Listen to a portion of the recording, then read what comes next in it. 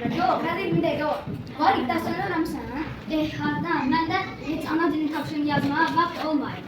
Amma yəqin ki, sən dərslərini yazmışsan. Çünki sən sinifin gözüsən. İstəsən sən də ola bilərsən. Hardan? Hardan? Məndə sənin kimi gedib gündüz kitab oxumaya heç vaxtım yox. Vaqif, gəl sən də. Gəl, sən də öyrənmişsən. Mən necə olsa da öz turmusundan çıxara bilərsən. Birdən tutulun ağır olsa nə edəcəksin? Sən öz işinə qalır. Mən necə olsa da çulmu sudan çıxaracaq. Hələ Vaqif olmasaydı siz neyniyər?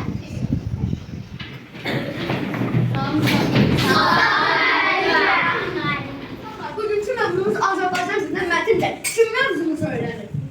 Vaqif, gəl danış.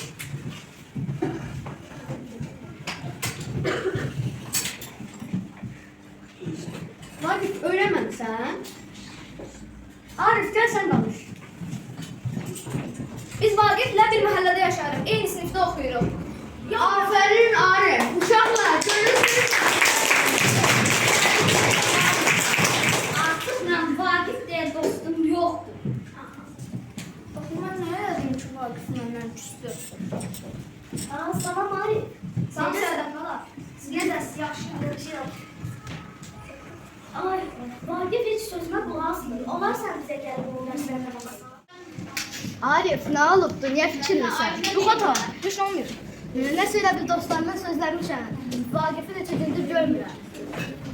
Ondan kəftər ikiyəcə küsülüyük. O tək edir, mən tək edir. İki həssi küsüz olmaz. Bu iş belə olmaz. Bəlkə Vaqif peşman olur. Sən birinci addımını atmalısan. Gedib Vaqifdən barışmalısan. Bəs mən qürurlu deyiləm. Ona mən deyəndə ki, gəl birlikdə çalışaq, sənin də öyrədim dərsləri deyil. O lovlanaraq əl salladı. Görürsən, o lovğadır, qürurludur. Məncə, sən birinci addımını atmalısan. Mənimlə razısan. Bəli, razıyam. Onda bura vur.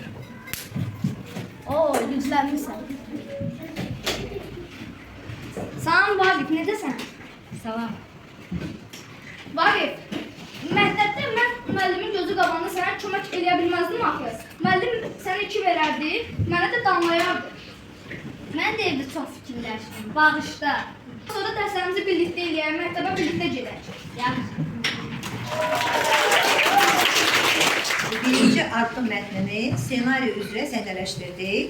Dostlarınız, sinif yoldaşlarınız, yəni özləri könüllü ssenarinin sözlərini öyrəndilər bacardıqları qədər və bugün ssenari üzrə bu mətni səhnələşdirib təqdim elədilər bizə. Çox da gözəl alındı. İndi məşqsiz, hazırlıqsız, sinifdə elə dərsin gedişində hazırlaşdıqlarına görə dostlarınızı təbrik edirik, təşəkkür edirik. Mənə elə gəlir ki, bu səhnəmiz çox gözəl alındı. Afərin sizə uşaqlar.